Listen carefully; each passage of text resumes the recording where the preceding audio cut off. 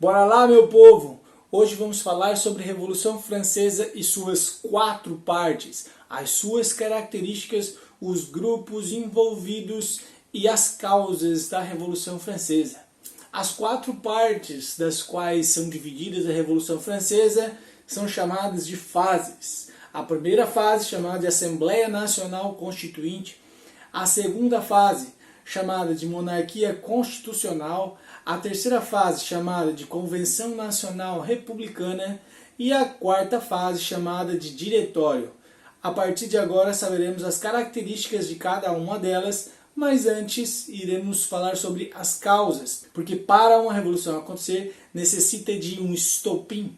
E o estopim para a Revolução Francesa são as características da sociedade da França anterior a ela, no governo do senhor Luizinho, Luís XVI.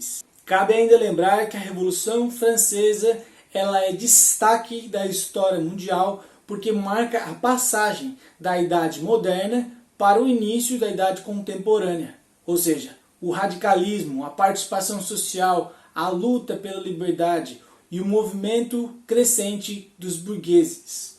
Vale lembrar ainda que durante a Revolução Francesa muitos grupos sociais acabaram participando dessa revolução. E estes grupos sociais estão divididos da seguinte forma: os camponeses, que tinham interesse de ter reforma agrária, os burgueses, que tinham interesse da liberdade econômica, se desvincular do poder do Estado absoluto, e os sans-culottes, que são os trabalhadores urbanos que tinham um determinado interesse através de um governo democrático. Mas para essa revolução ter acontecido, nós precisamos destacar algumas características do governo do Luís XVI. E o Luís XVI, em 1774, tinha acabado de ser coroado com os seus 20 anos de idade. Obviamente que ele não tinha experiência suficiente para ser rei ainda. Então, no decorrer do seu governo, ele acabou endividando a França porque envolveu a França em alguns conflitos mundiais, algumas disputas por territórios. Por exemplo, a independência dos Estados Unidos. Então esse envolvimento que Luís XVI tinha com outros países do mundo acabou gerando prejuízos para os cofres franceses. E isso vai gerar um descontentamento social, tanto da burguesia quanto do povo, que passava fome naquela época. A cada disputa de terras que o senhor Luizinho permitia que os franceses participassem, os camponeses perdiam as suas terras, porque cada disputa de terra que os franceses acabavam perdendo e recuando no seu território, nas fronteiras, quem perdia as terras eram os pequenos camponeses. E cada guerra que o rei Luís se envolvia acabava aumentando os impostos para a arrecadação do Estado, o que gerava ainda mais descontentamento social e dessa forma por parte dos burgueses, que tinham que pagar altos impostos para poder ter os seus negócios. Naquela época, em uma tensão social que estava crescendo aceleradamente, alguns ministros do rei Luís propuseram que os nobres e o clero também pagassem impostos. E estes ministros acabaram sendo demitidos. Por quê? Porque obviamente que o rei Luís, que fazia parte da nobreza, tinha como interesse pessoal e como interesse do seu grupo beneficiar nobres e clero, que tinham uma aliança histórica no território francês. Assim a crise política aumenta, a crise econômica aumenta, a fome se torna muito comum e a população urbana acaba se dirigindo ao campo para saquear alguma fazenda, algum celeiro, algum comboio de cereais, e os camponeses acabavam falindo de acordo com essa situação. Os nobres e o clero se divertiam em banquetes e bailes promovidos pela coroa. O que torna-se interessante analisarmos nesta época, neste período, nessa situação histórica, é que os nobres não estavam preocupados com as classes ou com os estados inferiores. Ou seja, estavam preocupados em apenas ter seus benefícios e seus privilégios. O que vai gerar uma situação bastante decadente na França, naquele sistema de sociedade, e que obviamente vai gerar e que vai levar a revolução a acontecer. Diante de todos esses acontecimentos, o terceiro estado, vendo e se sentindo prejudicado, exige do rei o estabelecimento da Assembleia dos Estados Gerais, que era uma grande reunião entre os 3 estados, e aí já vamos dizer como estava dividida a sociedade francesa, em que cada estado tinha o direito de um voto. E assim, esses estados, diante das situações apresentadas na Assembleia, votariam se eram a favor ou contra estas determinadas leis e ordens que seriam aplicadas. Fazia 175 anos que a Assembleia dos Estados Gerais não era convocada na França, e foi convocada no rei Luís XVI. O que se apresenta nessa Assembleia? Se apresenta que os nobres e o clero estavam sempre unidos, somando 2 votos. Então todas as leis, todas as ordens, todas as deliberações que fossem tomadas na Assembleia teria como vencedores o clero e os nobres, que se uniam e votavam juntos. E o terceiro estado, que eram os burgueses e os camponeses, ou os sans-culottes, eles ficavam com apenas um voto, e aí saíam sempre derrotados. Então o terceiro estado, vendo-se indignado nesse sistema de votação, que não era nada democrático, ele sai da Assembleia dos Estados Gerais e se dirige, segundo alguns historiadores, para uma quadra de tênis. E nessa quadra de tênis, eles instalam a primeira fase da Revolução Francesa, que é a Assembleia Nacional Constituinte. O que eles queriam na Assembleia Nacional Constituinte? Já vamos ver. Bom, a gente tem que lembrar ainda que 97% da população estava no terceiro estado e 3% estavam no primeiro e no segundo estado. Então, era uma sociedade super injusta, vendo que a maior parte da população estava sem as riquezas em suas mãos, ou pelo menos sem o poder de expressão, o poder de voto, o poder de participação social. Se olharmos e analisarmos a pirâmide social francesa, vamos perceber que nós temos 3 estamentos sociais. Então nós temos uma pirâmide social dividida em estamentos sociais, diferentes de classes sociais. Nas classes sociais você consegue ascender de uma classe a outra ou retroceder a partir da sua riqueza. Nos estamentos sociais não era assim que funcionava. Nos estamentos sociais você tinha status social. Se você nasceu nobre, você será um nobre. Se você nasceu um burguês, você será um burguês. Então, nesta pirâmide social, nós temos esses 3 estados, esses 3 estamentos sociais. No topo da pirâmide nós temos o rei, que aplica, que julga e que constrói as leis, e que administra o estado também. E abaixo dele nós temos o clero, os nobres e os burgueses. Desta forma, são estabelecidos privilégios naquela sociedade. Então, na parte de baixo da sociedade, nós temos a parte que não vai receber privilégios sociais. Por isso, essa parte, que era composta por 97%, vai se revoltar e vai instalar a Revolução Francesa. Diante disso, cabe a gente destacar algumas características das 4 partes da Revolução Francesa. A primeira parte, chamada de Assembleia Nacional Constituinte, ela começa em julho de 1789 e termina em setembro de 1791. Nesta primeira parte, nós temos uma camada social liderada pelos burgueses que instalou a Assembleia Nacional Constituinte e que queriam, obviamente, uma Constituição. Eles não queriam retirar o poder do rei neste momento. Eles queriam que o rei construísse uma Constituição e que todos pudessem obedecer o mesmo código de leis sem privilégios de nobreza ou de status social. O rei, dessa forma, não aceitando a movimentação social que estava acontecendo, vendo isso como uma afronta ao seu poder, reage repressivamente. E quando reage repressivamente, a gente tem que entender que eles realmente sentam o cacete nas pessoas que estavam nessa Assembleia Nacional Constituinte.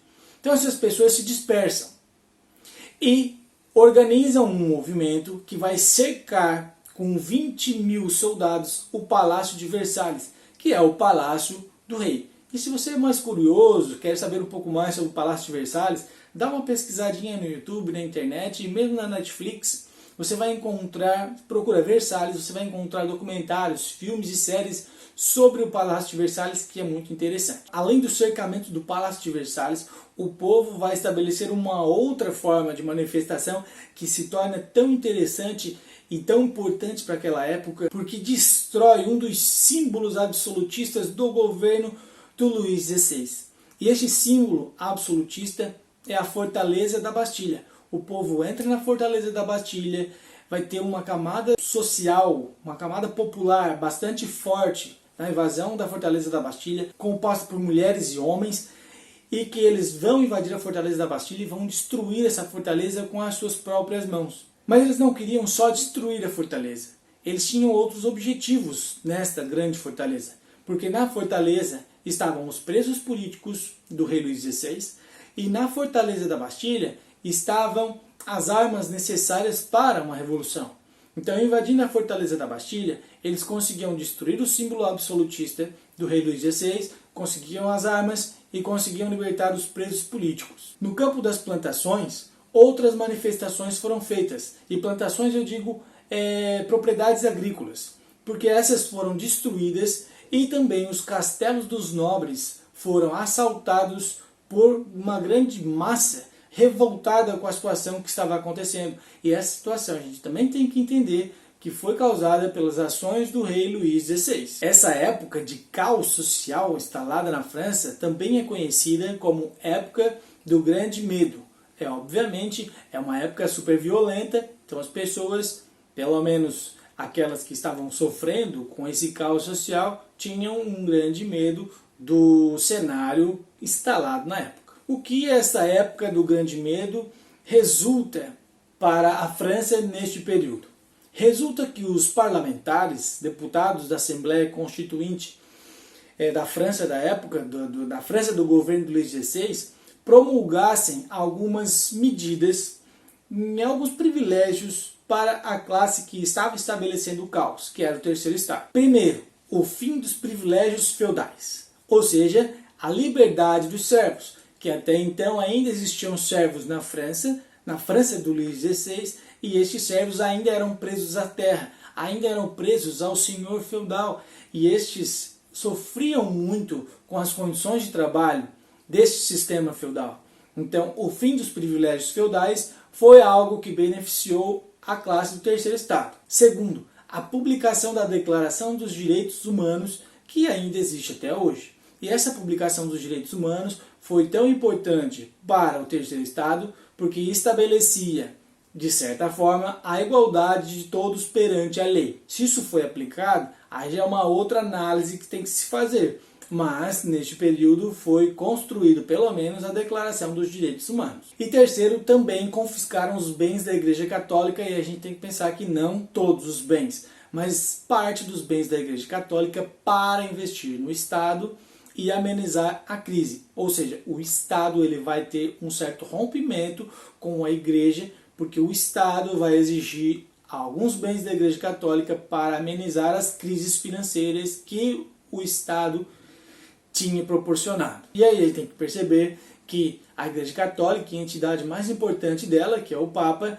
não gostou dessa situação e conspirou a favor de outros reis. Rompendo as relações com a Igreja Católica, percebendo que os parlamentares haviam cedido ao terceiro estado e percebendo que o terceiro estado estava muito revoltado com a situação causada pelo rei Luís XVI, a família real tentou fugir.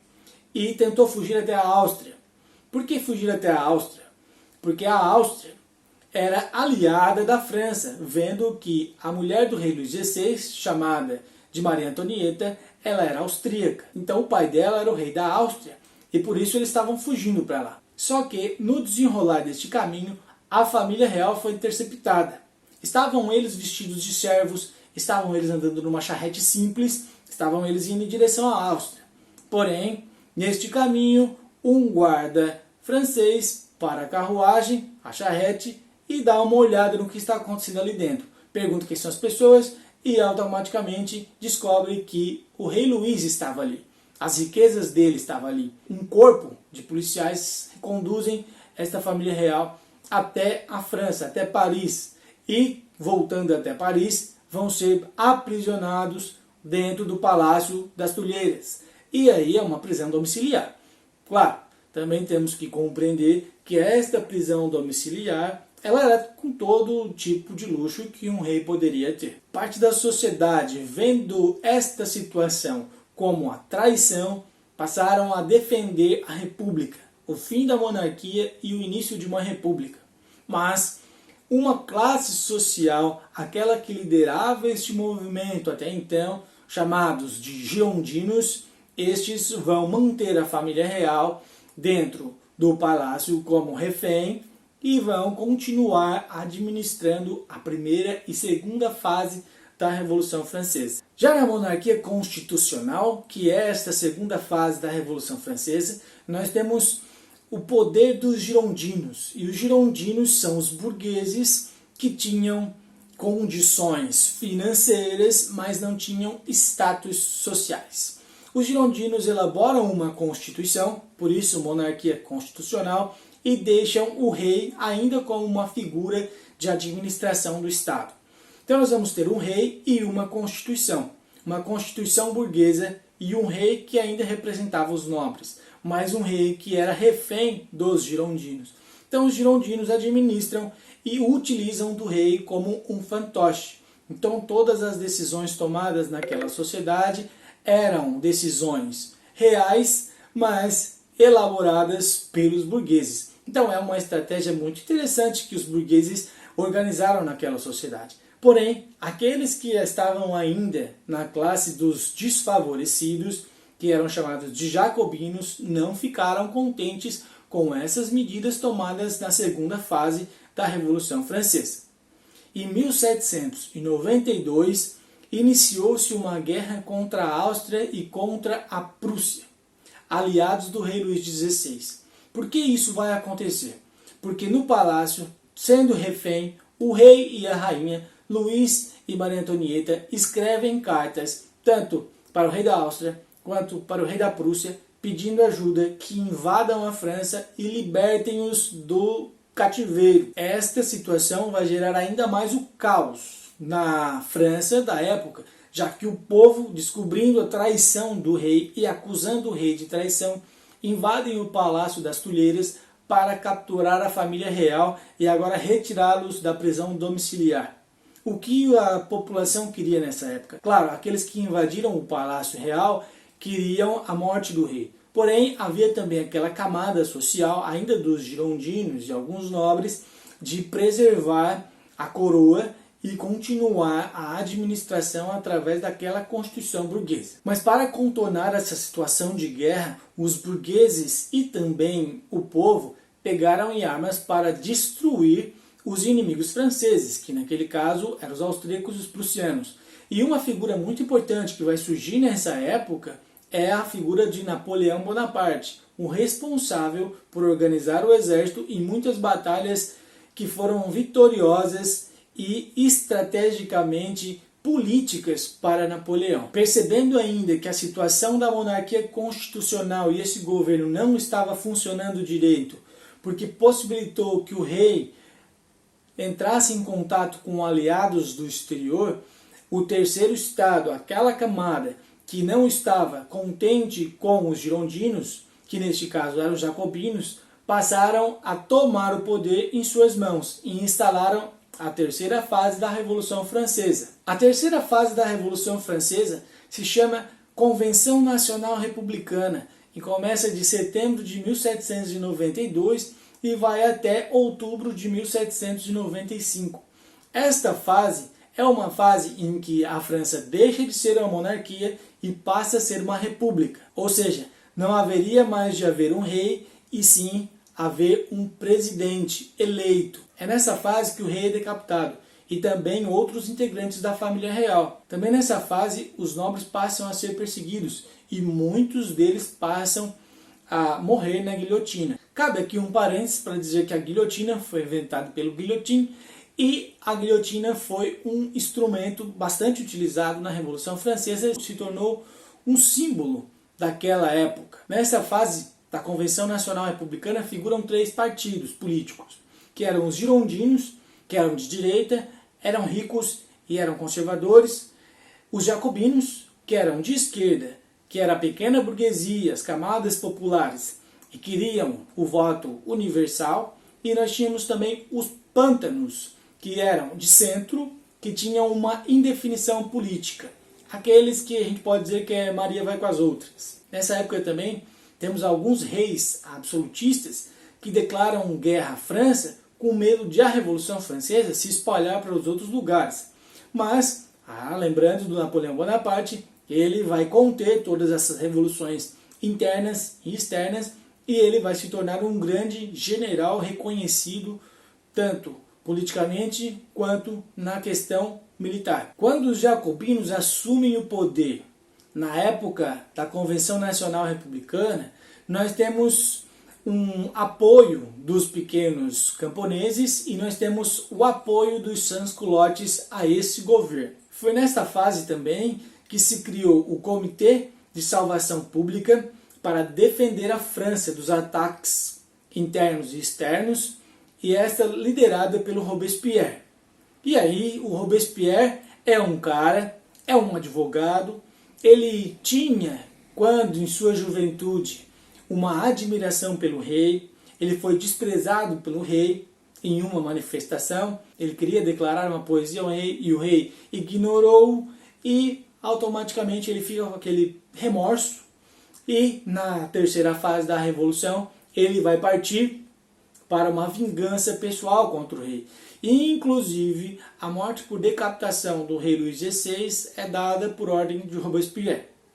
Os girondinos, nessa época, no governo de Robespierre, já que nós tínhamos, na terceira fase da Revolução, um governo eleito, Robespierre foi este governo eleito.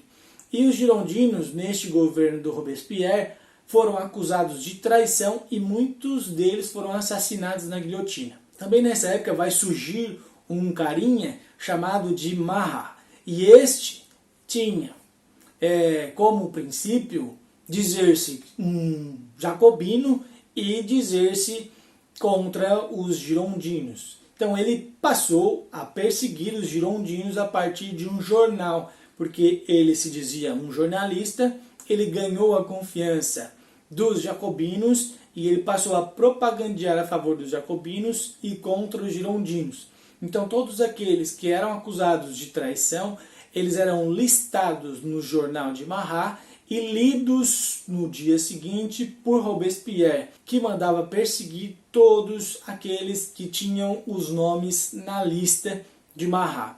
Dizem alguns historiadores ainda que Marat queria se vingar de determinadas pessoas porque tinha sido alvo de preconceito no passado e desprezo no passado. Então, vingando-se, colocava o nome dessas pessoas na lista para que Robespierre mandasse matá-los no dia seguinte. Ainda na terceira fase, neste governo de Robespierre, nós temos a lei do máximo, que é a lei do máximo preço. Você congela os preços para que as camadas mais pobres, que tinham menos dinheiro, pudessem comprar os produtos necessários para a sobrevivência, como por exemplo o pão. Então se congela os preços e possibilita que as pessoas mais pobres também tenham condições de sobrevivência. Nessa época também se cria a lei dos suspeitos, que é repressão e morte dos acusados de traição contra o governo revolucionário. E essa lei dos suspeitos vai também gerar um nome chamado de período do terror. E nesse período do terror são muitas pessoas perseguidas e, obviamente, mortas na guilhotina. Ainda podemos destacar o confisco das terras dos nobres e o início da reforma agrária, e aqueles pequenos camponeses ficaram super satisfeitos, já que as grandes propriedades dos grandes latifundiários foram estatizadas pelo governo, recortadas em partes e distribuídas aos pequenos camponeses. Então temos o início da reforma agrária e, de certa forma, o benefício social aos pequenos camponeses. Também temos nessa época o desentendimento entre dois líderes jacobinos, que é Danton e Hebert. Estes dois eram amigos de Robespierre. Discutiam para ver quem tomaria ou quem teria mais influência pós-Robespierre. E Robespierre, não satisfeito com a situação, manda assassinar os dois amigos para resolver essa disputa de poder. Ou seja, Robespierre passa a tornar-se um homem violento nesta época, porque estava super desconfiado de traição. Então ele queria acabar com as traições, ele queria acabar com a instabilidade social através de punições que levavam à guilhotina. E diante dessa situação é que os jacobinos vão perder o apoio popular que tinham ganho no início do seu governo, já que tinham feito coisas interessantes e boas para o povo. Mas, diante dessa situação de descontrole social e de violência, os girondinos vão organizar um golpe para retirar Robespierre do poder e colocar uma outra pessoa. É nessa época, do período do governo do Robespierre, que vai haver assassinatos tanto de pessoas da direita quanto de pessoas da esquerda. Inclusive o próprio Marat e o próprio Robespierre foram assassinados. Marat foi assassinado por uma organização de girondinos e por uma mulher que estavam dispostos a matá-lo para que ele não pudesse mais fazer as listagens de nomes daqueles que seriam mortos na guilhotina por Robespierre. E Robespierre foi morto na guilhotina olhando para a lâmina porque, segundo algumas pessoas, ele gostava de observar as mortes na guilhotina. Então, por isso, ele deveria observar a sua própria morte. Então, colocaram ele deitadinho, de cabecinha virada para a guilhotina, com os olhinhos virados para a guilhotina cair no seu pescoço e ele assistir tudo o que estava acontecendo. Quando o Robespierre foi morto, e isso se chama golpe do nono termidor, um golpe liderado pelos girondinos, retirando Robespierre do poder e colocando no lugar de Robespierre outras pessoas, 3 delas, incluindo numa das 3 o senhorito Napoleão Bonaparte, para restabelecer o governo dos girondinos. E quando se restabelece o governo dos girondinos, nós temos a quarta fase da Revolução Francesa, que se chama Diretório. A fase do Diretório começa em outubro de 1795 e vai até o final da Revolução Francesa, que é novembro de 1799.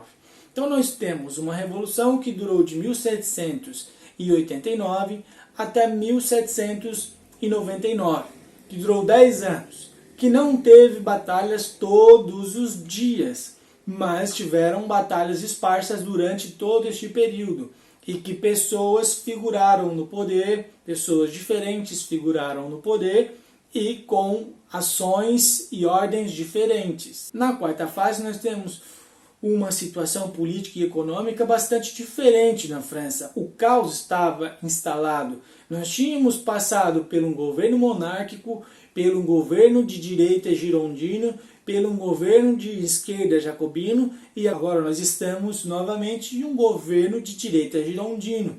Só que com intervenção militar. Por que com intervenção militar? Porque Napoleão Bonaparte era um militar e Napoleão Bonaparte vai ser um dos 3 governantes deste período. A guerra continuava, os setores populares ainda estavam incontroláveis nessa época. Então a direita, que eram os girondinos, eles se organizam, eles elaboram um meio de manter o governo sob sua influência e eles convidam Napoleão Bonaparte, Roger Ducos e Sieyès para formar uma junta governista e governar a França de acordo com as ordens dos girondinos. Só o que vamos perceber nessa época é que o Napoleão Bonaparte, no início da sua trajetória, ele era jacobino e ele se vende aos girondinos para tomar o poder. Quando Napoleão, junto aos seus outros 2 colegas de governo, assumem o poder na França, Napoleão não se contenta em dividir o poder com mais 2 pessoas. Então, dessa forma, ele organiza, dentro dos seus próprios planos, um ato de expulsar Sieyès e Roger Ducos do governo e assumir o governo sozinho, tornando-se o governante da França do período do Diretório. Esta organização, este emaranhado de relações que Napoleão vai estabelecer no governo do Diretório, que é a quarta fase, vai ser chamada de golpe do 18 Brumário, que é quando Napoleão expulsa Sieyès e Roger Ducos do governo e assume esse governo francês sozinho.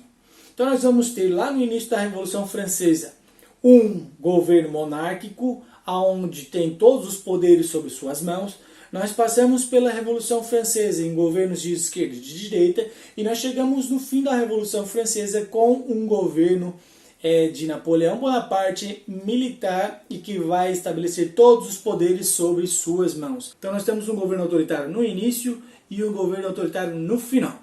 Estes dois governos têm essas semelhanças. A diferença é que Napoleão Bonaparte foi muito mais competente no que fez do que o rei Luís XVI. E Napoleão ficou no governo muito mais tempo do que o governo do Luís XVI. Dessa forma, compreendendo os laços entre a Revolução Francesa, podemos encerrar a aula de hoje, mas cabe lembrar que a Revolução Francesa influenciou outras revoluções no mundo, inclusive na América Latina.